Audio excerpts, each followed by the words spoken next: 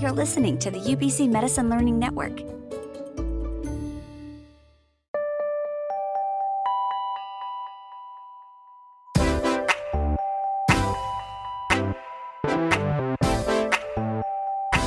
You're listening to Metamorphosis, a podcast designed to help medical students navigate their medical careers. My name is Crystal. And my name is Iman. Today we have incoming ophthalmology PGY1s joining us today. Welcome Natalie, Tony, and Gurk. Hello. Hello. Hi. Thank you for having us. Yeah, we're so excited to be here. Thank you so much for joining us today. So, going back to your decision to pursue medicine, was this something that all of you were interested in right from the beginning? Can you tell us about what your path to medical school, what that looked like? Who wants to start this off? I feel like all three of us have something very interesting to share, so I'm just going to go ahead and vote Natalie. Thank you. Okay, sure. So I feel like I had a fairly traditional pathway to medicine. So I went straight into my undergrad after high school. I went to the University of Guelph and studied biomedical science. Medicine was kind of always on my radar throughout high school and undergrad. So I chose my undergrad to be in biomed because it seemed like the perfect pre-med program for me. And it honestly was. Just a little plug for University of Guelph there. So I found that as I was going through my degree, I was taking all these courses in physiology, anatomy, and I really enjoyed all of it. And it really cemented to me that medicine was the career path of choice. So I applied to medical schools primarily in Alberta, as that's where I'm from, and I was accepted to the University of Calgary Medical School in 2018.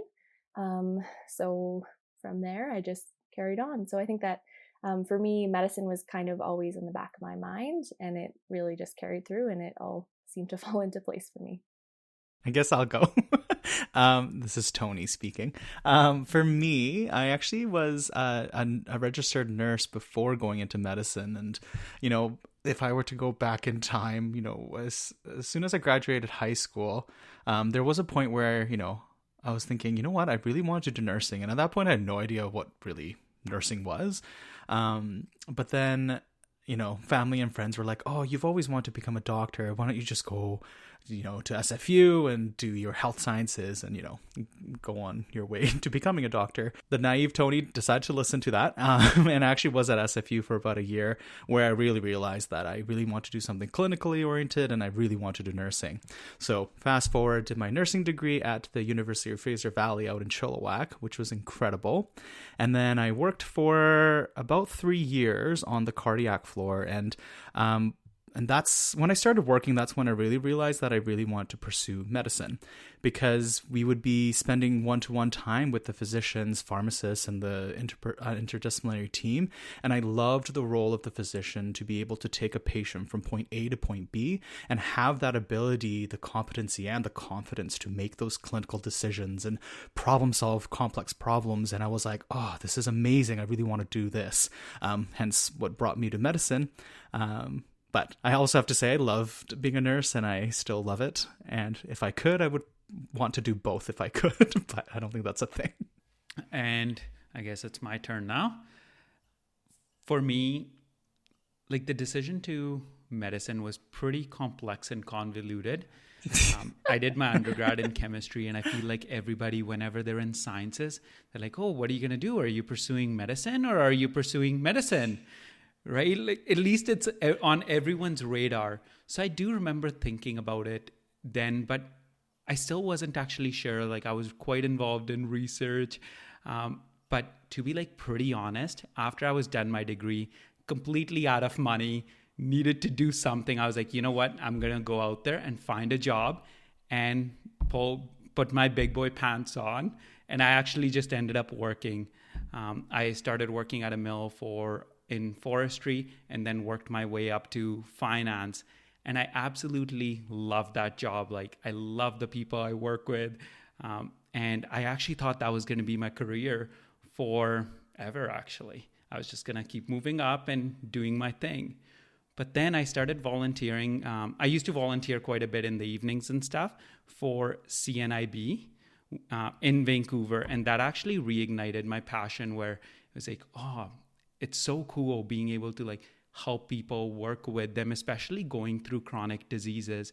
And I would always listen to their stories about physicians and how big of an integral part of their life they were.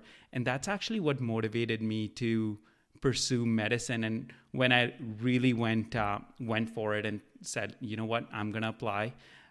And it's pretty much rest is history. Best decision I ever made. Greatest decision. I would 100% agree. Recommend it to everyone. Yeah.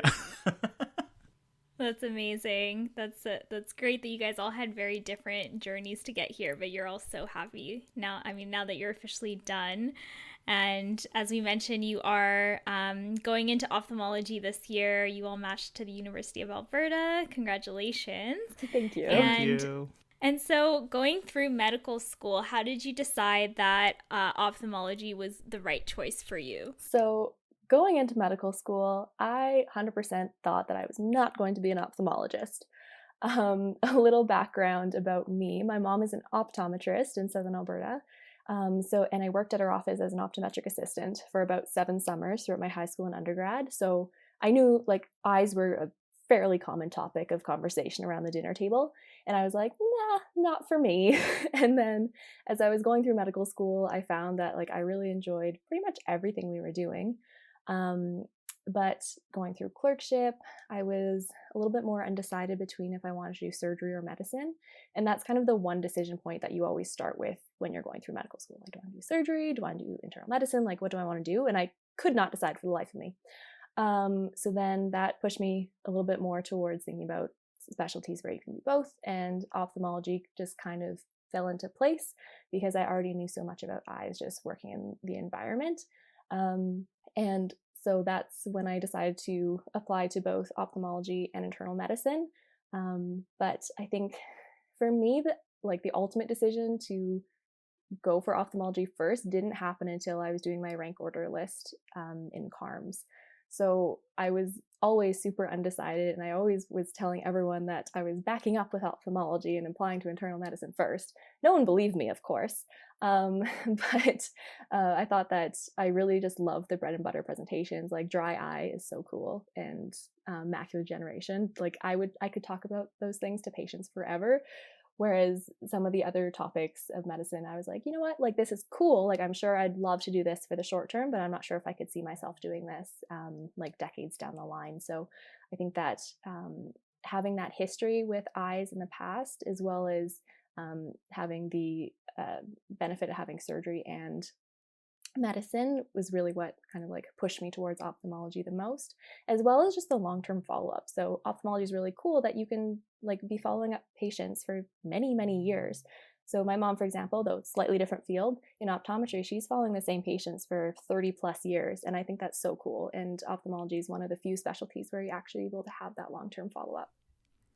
I mean, I don't really want to follow this eloquently said description. I can see why she excelled at her interviews during CARMS. Same with Natalie, honestly, like when you were talking about the dry eyes and macular degeneration, like literally I'm like, yeah, let's talk about that. I mean, let's spend the podcast talking about dry eyes and we'll see how dry it is. I will gladly tell you about the seriously. And I'm sure it's probably common to all people in ophthalmology is that we're just like eye nerds and we just like love talking about the eyes, which is kind of weird. But that's so cool, Natalie, that you had that at your like dinner table while you're eating like chicken. You're just talking about the eye. Oh, that's yeah. pretty cool. All I'm completely jealous. For me, I didn't have a background at all or any idea of the eye before coming into medicine. Like I'm one of those people that I was like, what? I didn't know an ophthalmology existed, to be honest, or knowing the difference between an ophthalmologist and an optometrist. But for me, when I came into medicine, I thought I was interested in internal medicine or cardiology, since that's where I did my nursing, and I still find the cardiovascular system to be fascinating. So that's kind of what I started off thinking I wanted to do. And then I think it was in our second year, Gurk, if I remember correctly, first or second year, where we had like 3 1-hour presentations about eyes. And I remember thinking, I was like, that's so neat. Like, I didn't know this was like an area that you could do. But for me, it wasn't until my longitudinal clerkship program at UBC when I was up in Terrace where it really like solidified ophthalmology is what I wanted to do. And before I started there, I was trying to figure out, as most medical students are thinking about at that point of, what do I want to do as a career? And when I was shopping around for specialties, I actually flipped it around and said, and I kept asking myself, what am I interested in doing clinically? So instead of picking a specialty and seeing whether or not I liked it, I was like, okay, what is a clinical thing that I enjoy doing? So when I started asking myself those questions, it was things like, I liked working with both acute and chronic patients. I liked working with a variety of age groups. I wanted to work in different clinical settings. And I also knew that I liked working with my hands. So when I kind of affirmed what I enjoyed doing clinically, then I started to be like, okay, which specialties actually fit that? And when I asked myself those questions, the ones that I was considering were the mixed specialties. So ophthalmology, of course, ENT, urology, and rural family practice was the other one. So it was kind of in between those 4.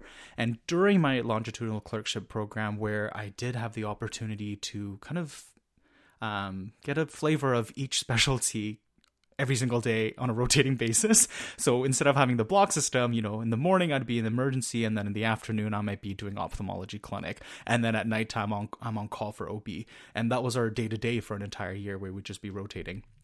And through that experience, because we had some flexibility, I was able to work with the amazing 3 ophthalmologists that are up there in Terrace on a weekly basis pretty much, which was an incredible experience for me, because I was able to see, what do ophthalmologists actually do? And being able to have that continuity of care, like Natalie was mentioning, that you get to follow up on these patients that you have seen. So it was so incredibly rewarding to have a patient that I saw for like glaucoma or something on the first week of my ICC or longitudinal clerkship experience, and to keep following that patient on like 3-month or 6-month basis to see how their glaucoma is doing and making sure everything's okay, and building that relationship was super neat. And of course the surgeries, like there's an oculoplastic surgeon there, so participating in surgery and assisting to do these things like blepharoplasties, ptosis repairs, like it was incredible. I loved working with my hands. I wish I had those little loop things like he did, because I couldn't see because they're so small, and my head's like in the patient's face trying to to be like, yes, I see this. And I loved that type of smaller, fine, elegant, precise surgery. And because of all the reasons, I just fell in love with ophthalmology. And one thing I have to say that was interesting for me was, I kept thinking, and I still to this day, I wonder, am I going to miss kind of the systemic medicine of it all because I'm so focused on one organ? And that was a big fear of mine, again, coming from cardiology, where, I was involved in code blues, and I still to this day love them. But one of the great things about ophthalmology is how many diseases actually present in the eye. And I remember this one particular patient who came in with this like blurred vision in one eye. And after doing the exam, we were able to find that she actually had plaques lodging her retinal arteries. And I was like, oh my gosh, is that a plaque? And then she actually ended up having issues with the carotid stenosis, et cetera, et cetera. And that was her first presentation. She didn't have any stroke-like symptoms. There was nothing neurological other than this decreased vision in her one eye. And to be able to be that person to say, oh no, let's get these investigations started, get you to internal medicine doctor, and get all those kind of things rolling, that like blew my mind because I was like, awesome. There's still a lot of systemic diseases that show up in the eye, and that I would be able to be a part of that. And I think for all those reasons and many more, I could talk about this for hours. This is what kind of drew me into ophthalmology. I guess for me, there's a lot of reasons why I picked ophthalmology. I guess mine is probably in the middle of Natalie and Tony there. Just a bit of background. I grew up in India, and the global burden of eye diseases back home is just massive. Like in medical school here, we only get 1 week of rotation of ophthalmology. Some schools don't even get that. In India, it's like a major rotation, just like medicine is or pediatrics is, because the burden of disease is so high. Same with dermatology back home. So anyways, I actually knew about ophthalmology from the get-go since I grew up. And then also with CNIB volunteer, I do, I guess it was always on my radar.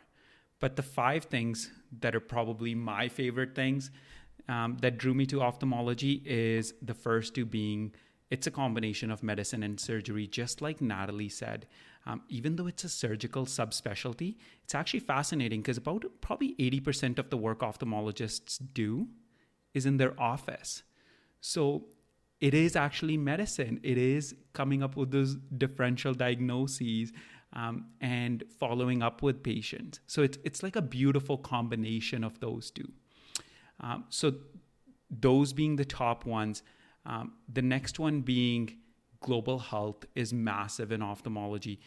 And that actually played a big role because I was between internal medicine, family medicine, psychiatry. Like I loved those 3 as well. But global health really got me where if anybody's interested in global health, I feel like ophthalmology is a fantastic place to be. There are tons of ophthalmologists will do missions in like Africa, Asia, or other developing countries as well. Again, coming back to the burden of the disease. And then, so those 3 were probably what got me. Another big one was actually when I was doing my rotations, what I realized was I'm going to have to work with majority of the ophthalmologists for the rest of my life, right? Are they the people I want to work with? And I can by far say ophthalmologists are the most nicest people, love to teach, very kind, have a life outside of medicine as well. And that was something like that was like a slam dunk. This is something I need to do, which really solidified that I wanted to pursue ophthalmology. One thing, some people like that, some don't, which I love, is actually the research in ophthalmology is phenomenal. Like Tony talking about cardiology. Cardiology has progressed so much because of research. So has ophthalmology. A lot of diseases have gotten to a level where the quality of life of patients suffering from incurable diseases is getting better.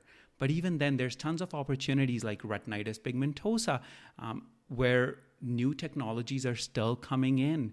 And we're going to be hopefully eventually able to cure them or at least improve the patient's quality of life, which is something I'm absolutely fascinated in.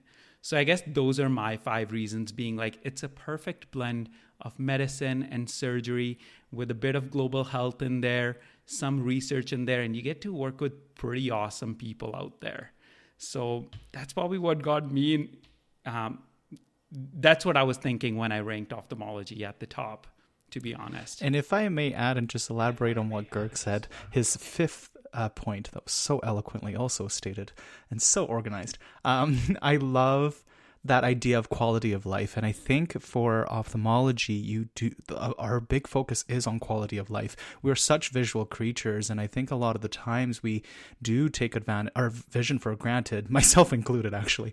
And I think the things that we can do to restore vision or to prevent progression of a disease, it is really to do with quality of life, so that people can see and the people can do the things that they enjoy. And I think that's such a privilege that we have in this field to be able to focus on the patient's quality of life.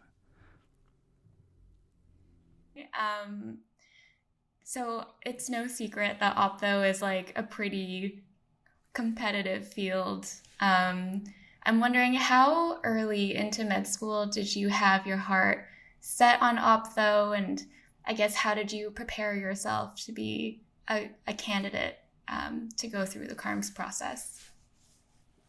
Honestly, Crystal, best field, at least consider it, at least do an elective, then make a decision. Agreed. Best no conflicts of interest whatsoever, of course, coming from the 3 of us. My unbiased opinion. Yeah. I can set the bar low if you guys want. I actually think even if you are planning late and considering it, it is still okay. Personally, I had done some research in Optho, but having said that, like I had done research in other fields as well.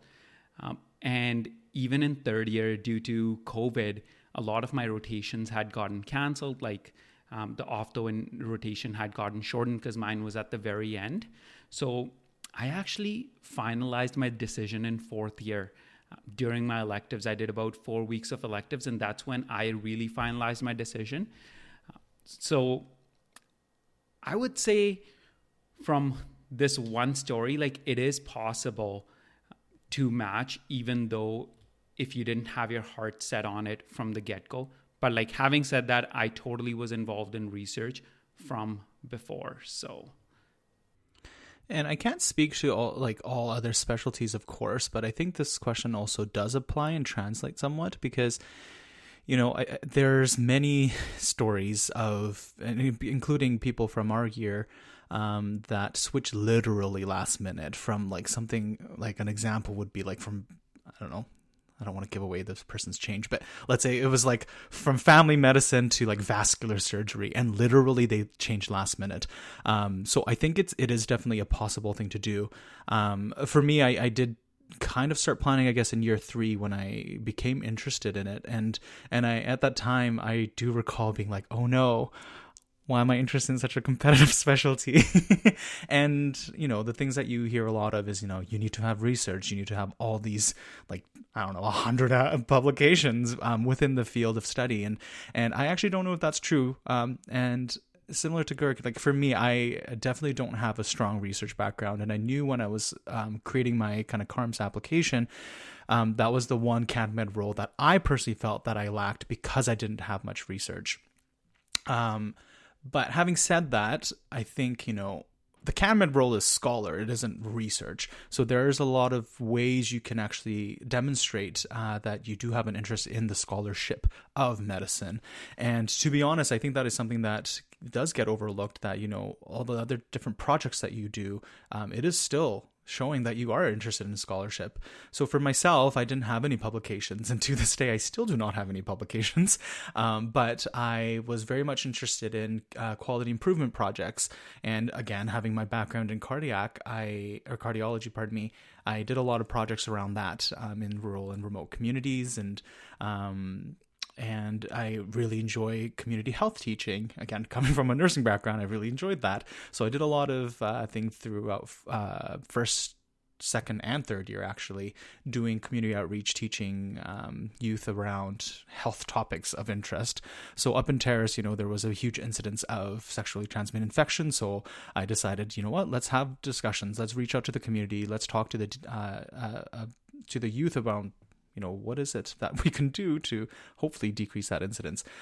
So all those kind of projects, I think, is still a very good example of what you can be, or how you can demonstrate that you are a scholar. I totally forgot your question, not gonna lie. I got too excited talking about sexually transmitted infections, apparently. The competitiveness of ophthalmology, and then I got lost. Save me, Natalie. So I guess I can chat for a bit as well, and then Tony, you can jump in after. So for me, it's a little bit different in Calgary because we are a 3-year program. I had to make the decision really early, which was pros and cons to that. So for us, we had to start booking our electives 1 year after we started medical school, which is insane. So because I had ophthalmology kind of like in the back of my mind, I was like, you know what, let's just book some ophtho electives just in case this is something that I really want to pursue. So I did that. And so that was kind of like my foot in the door for ophtho. I also, while I was booking what we call our pre-clerkship electives, which happen in the summer, a year after we start as well. So technically in second year for us in Calgary. As I was booking my pre-clerkship electives, I did 1 week in ophthalmology, and the preceptor I reached out to just happened to say like, oh, we have a research project that some med students are working on. Do you want to join it?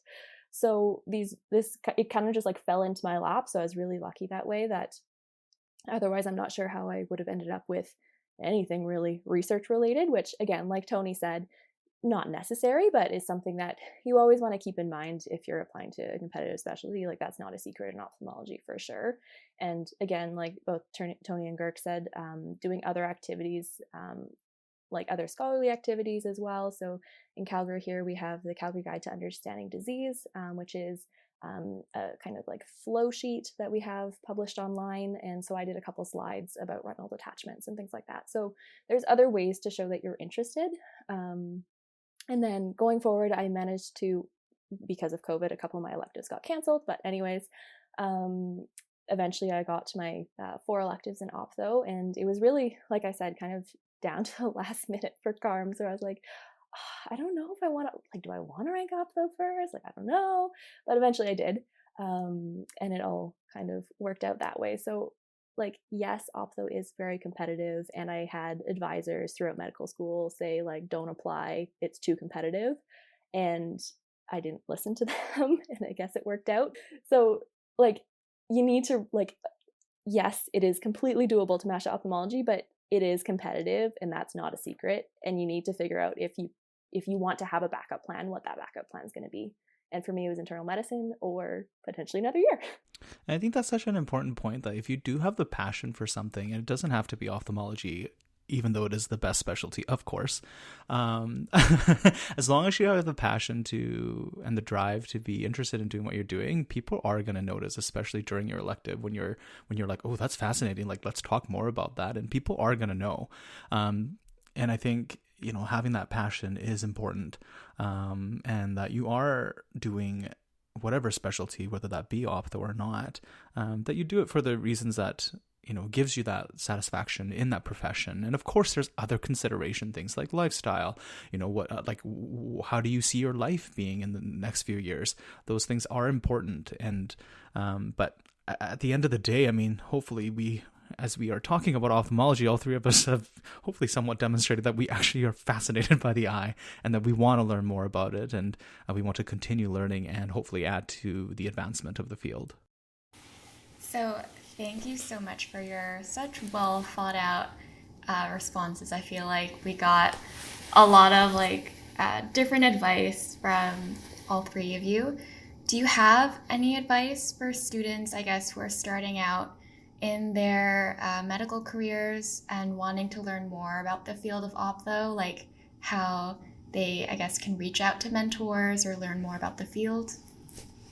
I feel like this is a difficult question, especially just given with, you know, COVID and the limited opportunities. Hopefully in the next few years, things will be changing. And I'm sure Gurk and Natalie have amazing advice to share. This is something that worked for me, and again, this is just one person's experience.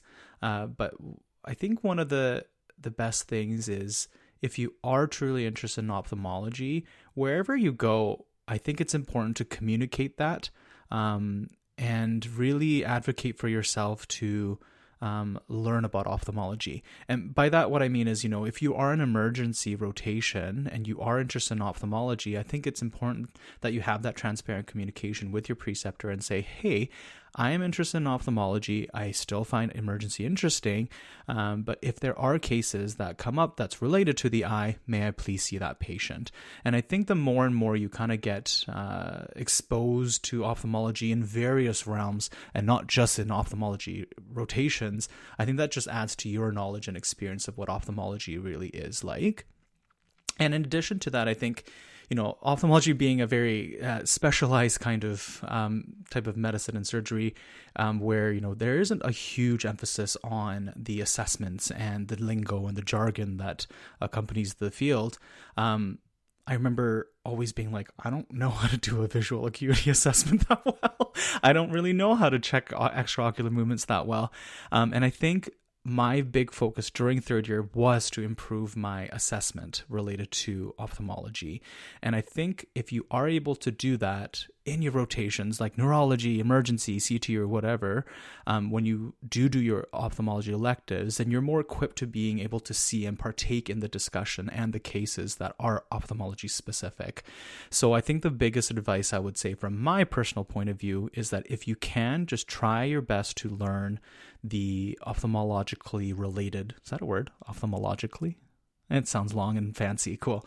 Ophthalmic specific assessments and kind of that lingo, so to speak, so that you are prepared and you are able to see more diverse pathologies and stuff in your ophthalmology rotations. And I think that'll kind of help you be more open to new experiences and also get a lot more experiences than you otherwise would not if you didn't have those skills.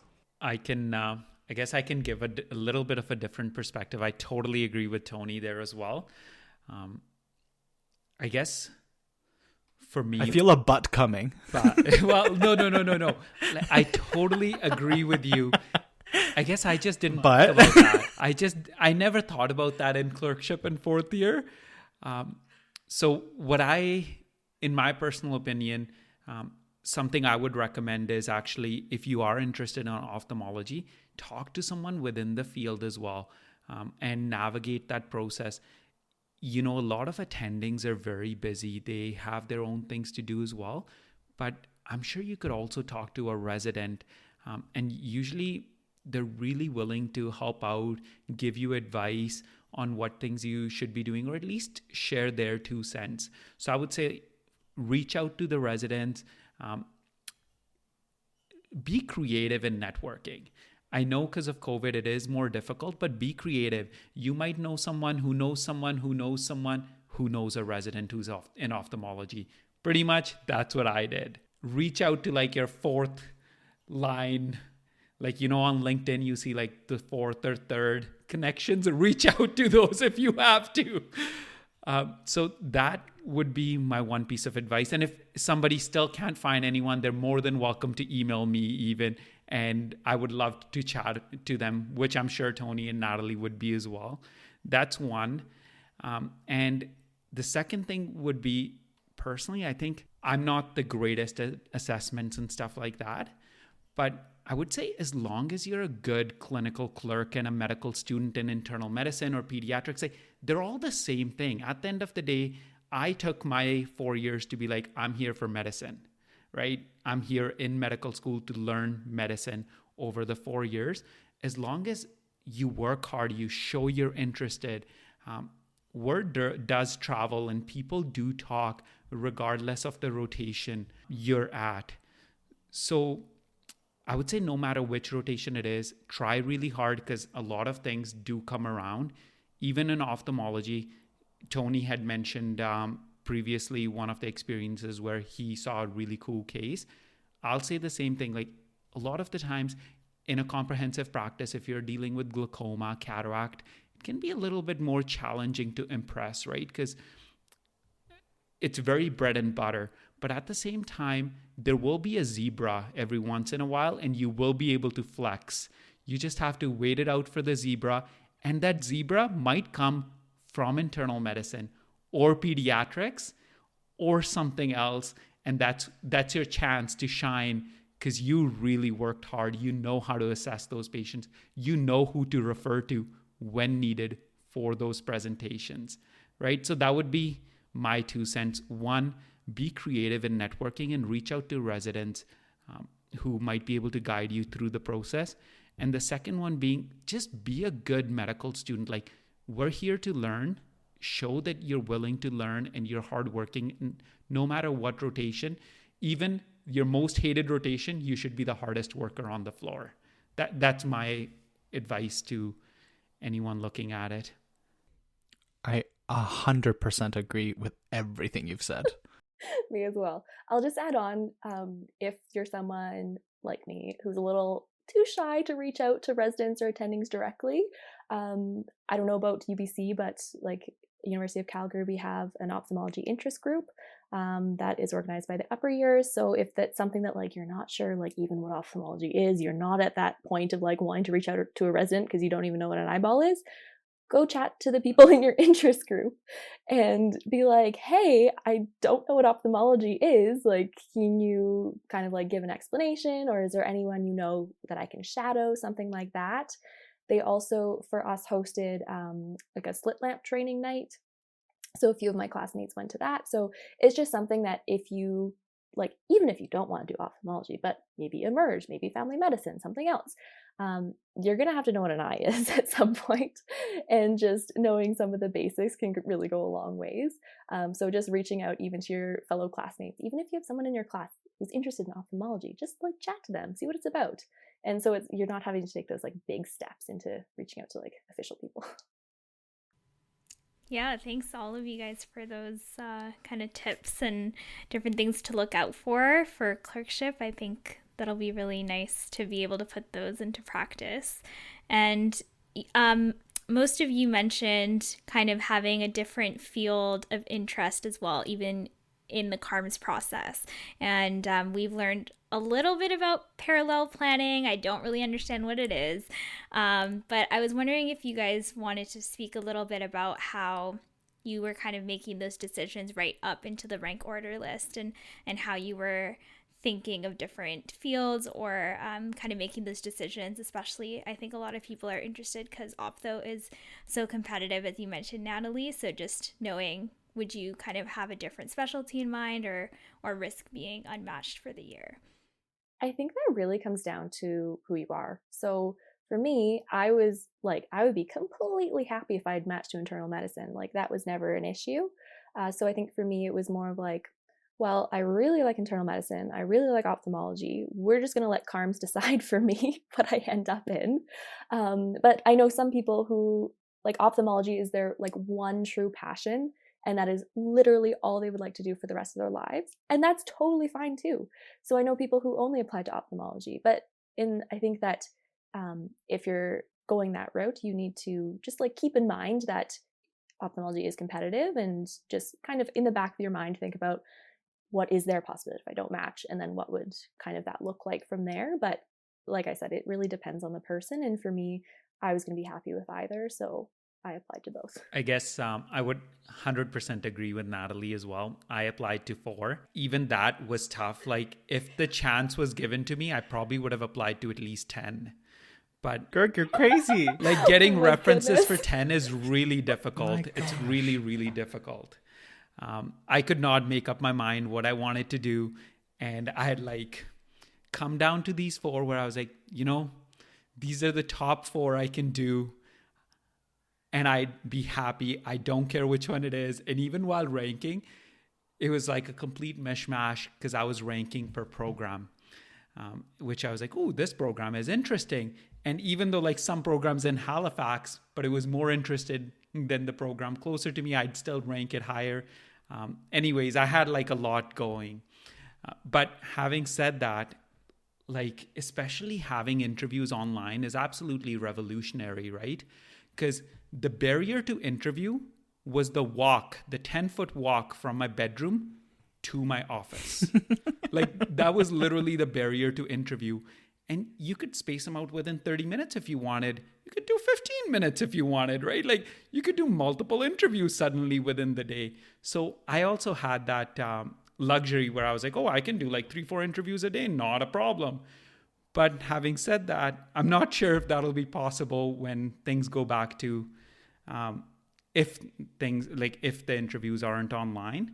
So I think like a lot of it is fluctuant, but exactly what Natalie said, if it is ophthalmology and that's all you can see yourself doing, probably it's beneficial, because especially there's even research fellowships right after as well. And even, I believe, don't quote me on this, UBC gets you involved in a master's program as well if there is a gap year.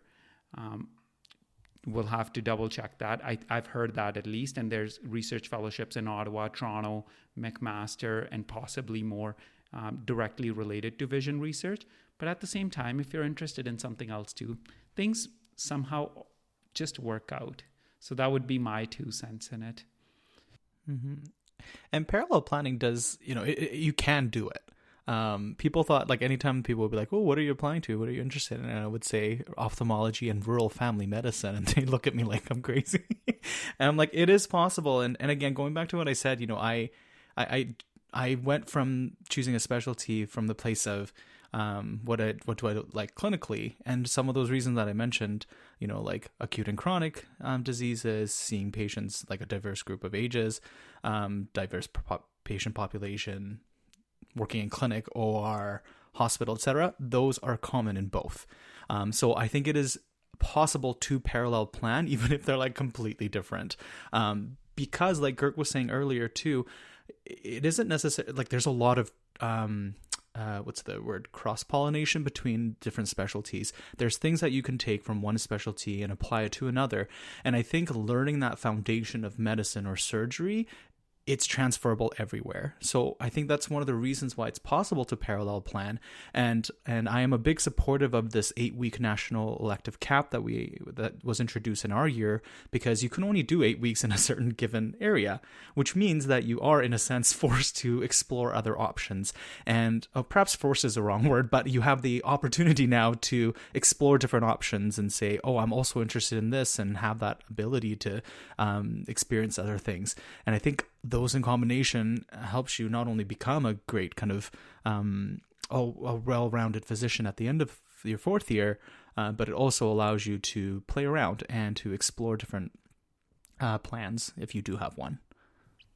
Especially because that's why we're in medical school, right? 4 years we're doing medicine. Totally. Not jumping right into a specialty.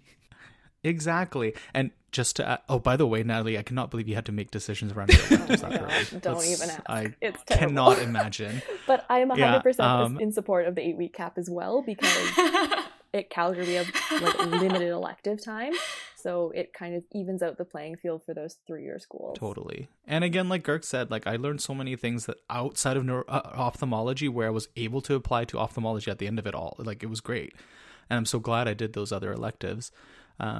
And one little plug-in for longitudinal clerkship programs across the country. I think one of the great things about longitudinal programs is that because you're kind of rotating through so many different electives, the focus really becomes on learning that foundational skill of what does it mean to be a physician or a surgeon. And I think because of that focus, I think longitudinal clerkships are fantastic, because you're developing those skills rather than focusing on kind of the nuances and the minutia of each specialty. So I personally think the longitudinal clerkship program is great.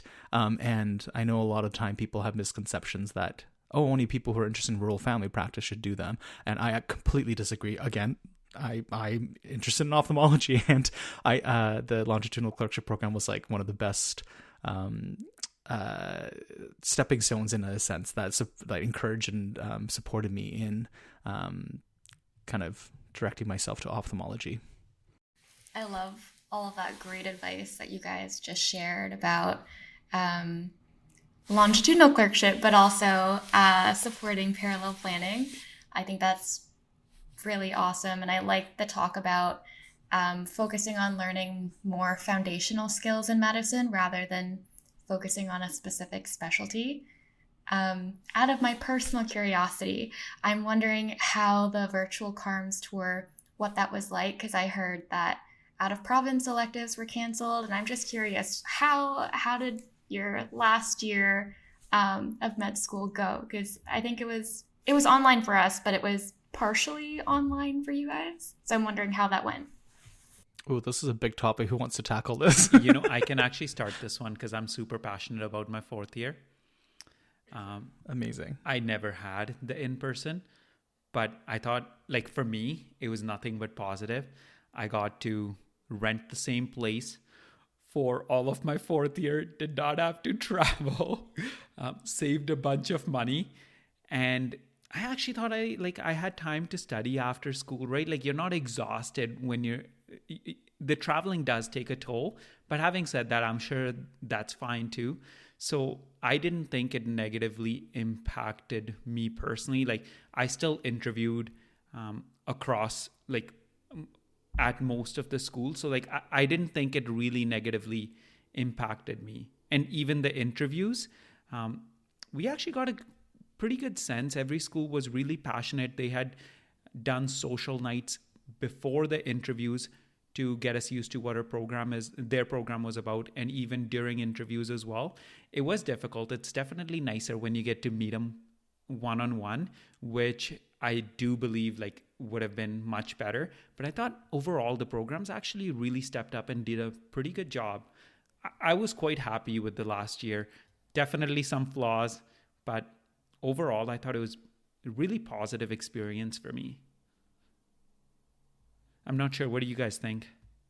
Yeah, so for me, I'm not sure how the UBC curriculum is laid out for your last year, but for us in Calgary, we started our electives in January of 2020. So I was able to get 9 weeks of electives prior to being pulled out. So didn't save that much money, but oh well. But going back in, obviously the med schools across the country were awesome at making sure that everyone was going back in at the same time. We were all going to have the same educational experience. So in terms of how COVID affected our training itself, I honestly didn't see a huge difference in the actual clerkship rotations.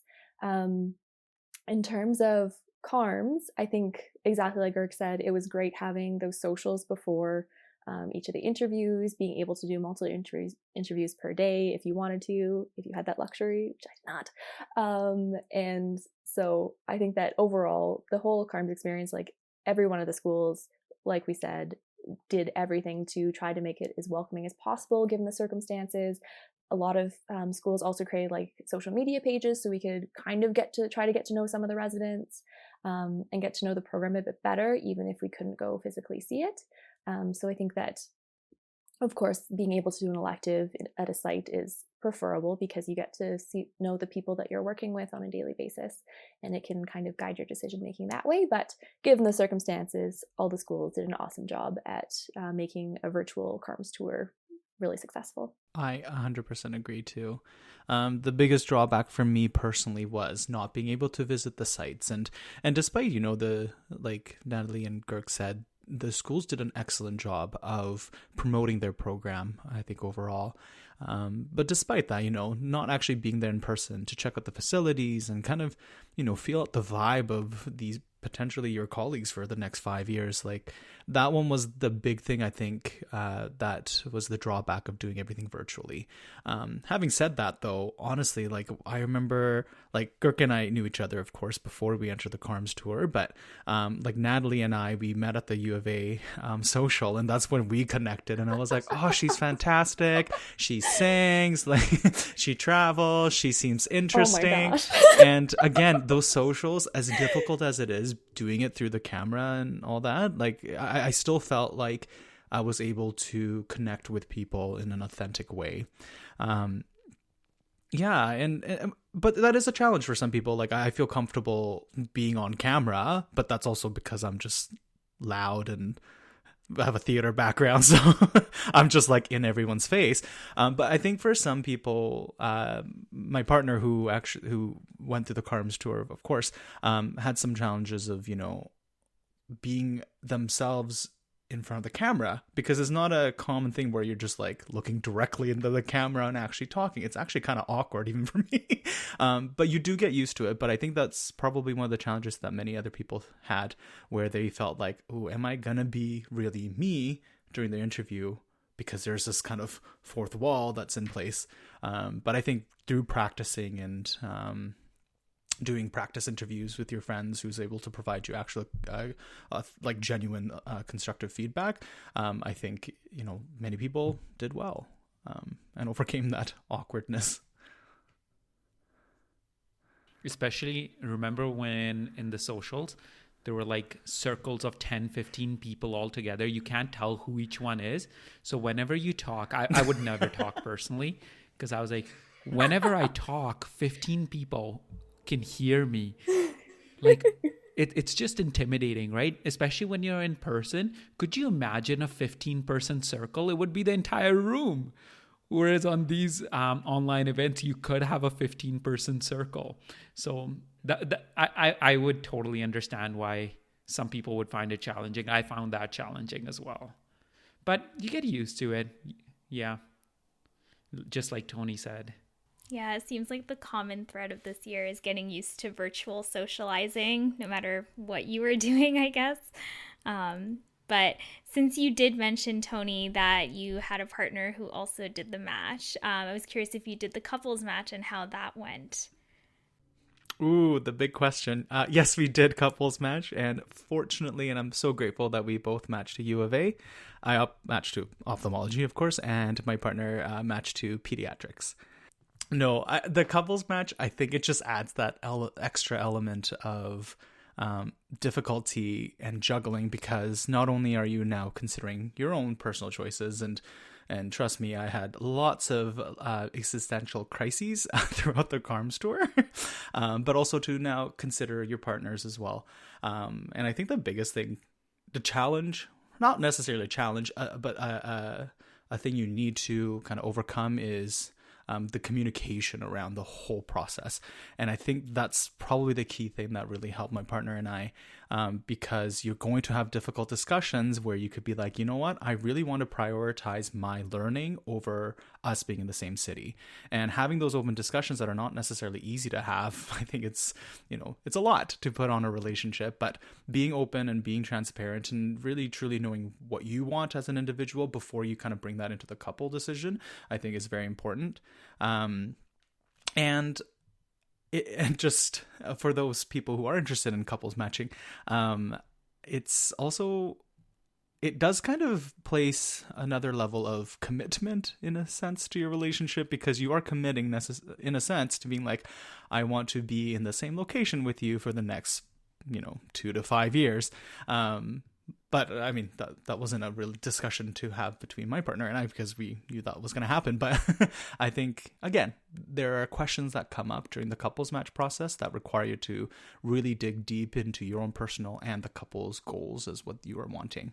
But at the end of the day, I say trust your gut instinct. To be honest, I baffled between doing couples matches or couples matching or individually matching, because I knew that I was going to apply for a specialty that was quite competitive, and pediatrics for this year as well, as far as I understand, was quite competitive. So we both kind of went into thinking, oh no, like, are we going to, in a sense, negatively impact one another? And there's lots of sessions out there around the couples match process and things, and at the end of the day, it really doesn't decrease your chance of matching to a certain specialty if your partner applies for a certain specialty. Again, I think it's more to do with the discussion around, are you prepared to have those difficult decisions that you may not necessarily would have had to have if you went individual matching. So I'm so glad I did it though. But again, that's also coming from somebody who did get their top choice program. So Thank you so much for talking a little bit about the couples match. I feel like I don't really know a lot about it, but I've heard a lot of stories about people creating like 400 different choices, or I don't know what it's called. Yeah, you got it. Yeah, it's the different, I guess they're called choices or rank lists. Yeah, and different ranks. And I think we had, oh geez, I'm trying to remember now. It was in the 700 something. It was ridiculous. And you have to manually input each one. Like, I'm not even kidding. And that was with us, and that's with us limiting some of the places that we interview. And I said, I don't like this pairing. So you actually have to individually go through each rank and say, are we happy where it is in this list of 700? Which is kind of crazy. And to be honest, I feel like after the 200th one, it's kind of like low yield. But you want to have, that is the one thing you have control over, the fact that you can list some of these things. And I think that's the big kind of thing that they talk about, that you have control as a couple. If you're entering the couples match, you have control over where you're both going to match, whether that be the site or the program, or location on the program, I mean.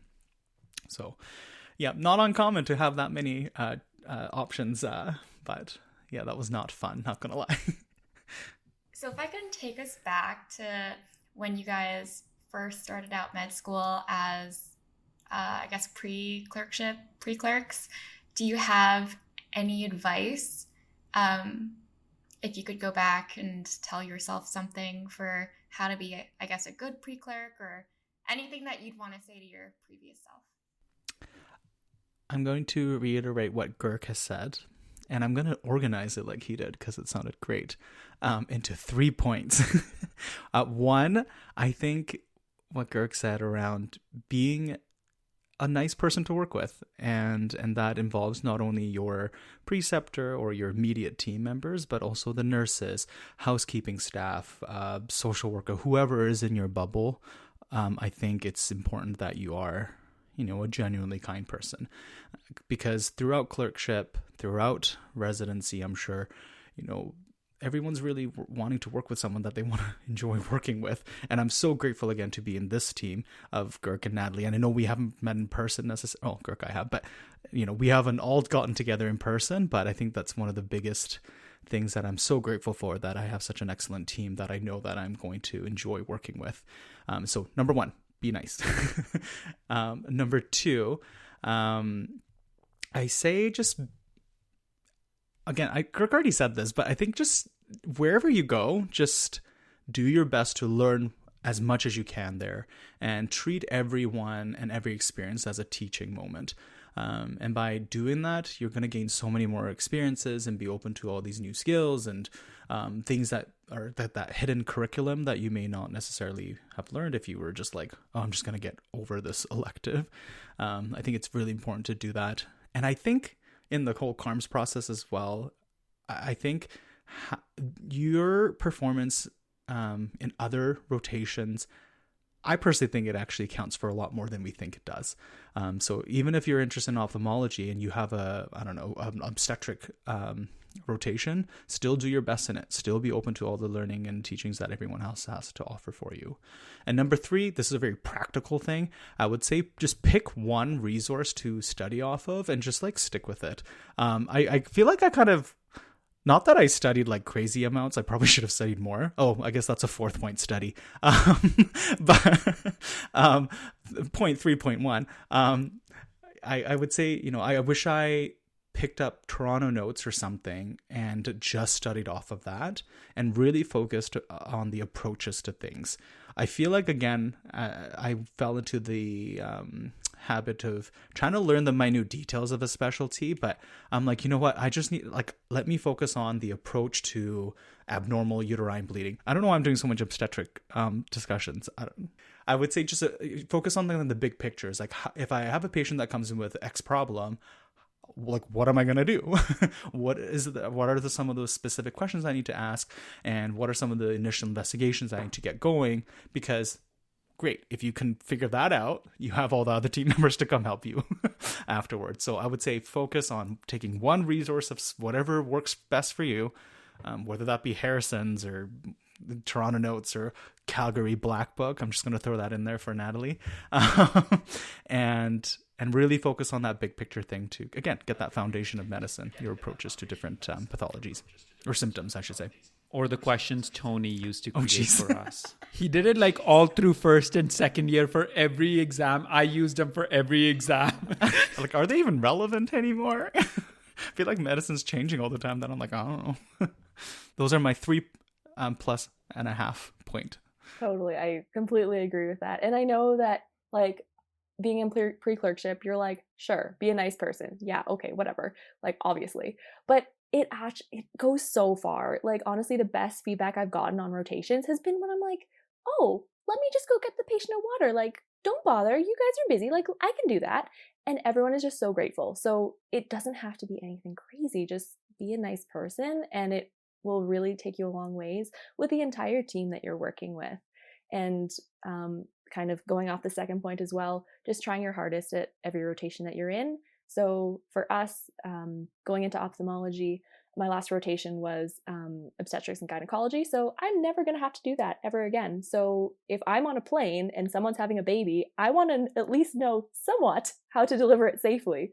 So I just kind of like kept that in mind, that this may be my only opportunity to learn these skills, and I want to be somewhat competent at those skills. So really taking those opportunities, that if someone asks if you want to do a specific procedure or wants to take on an extra case, something like that, just say yes. And because the learning is incredible from what you get from that.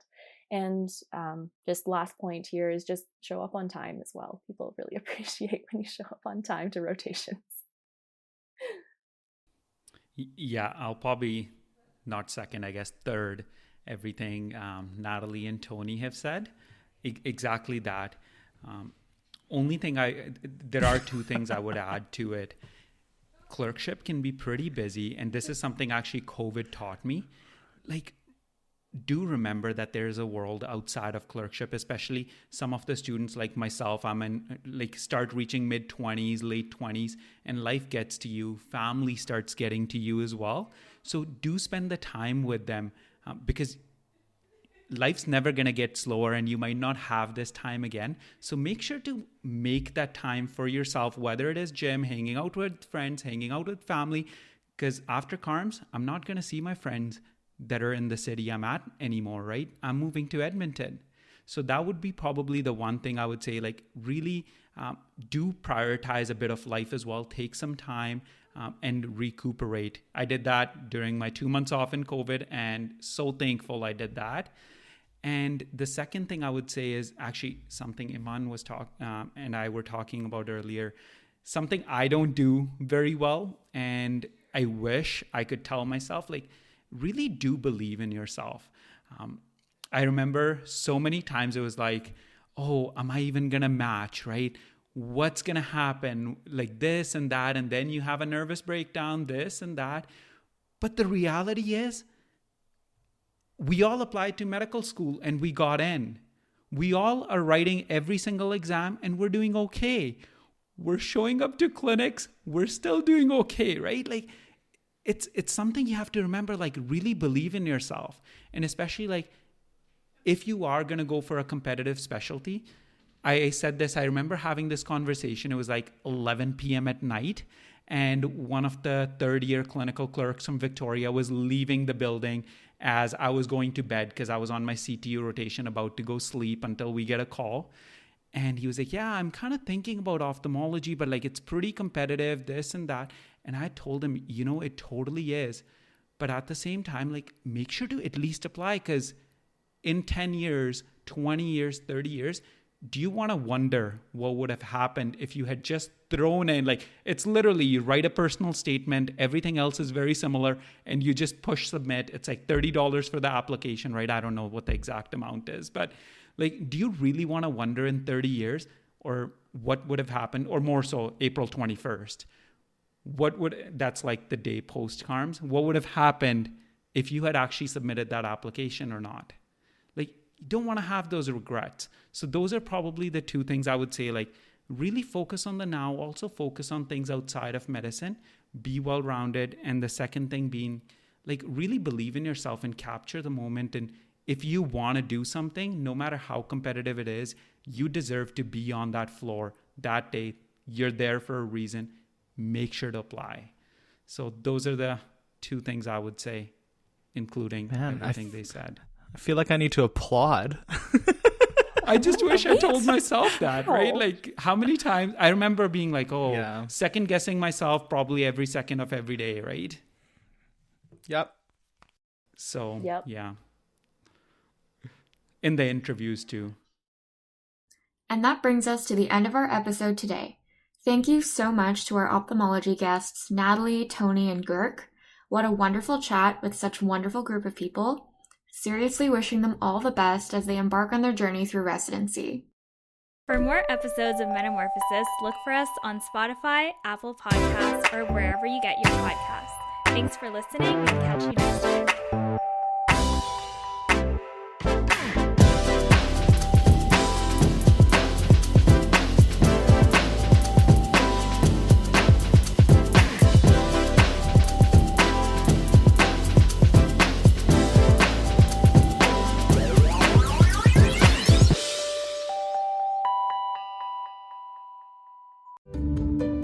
This has been a presentation of the UBC Medicine Learning Network.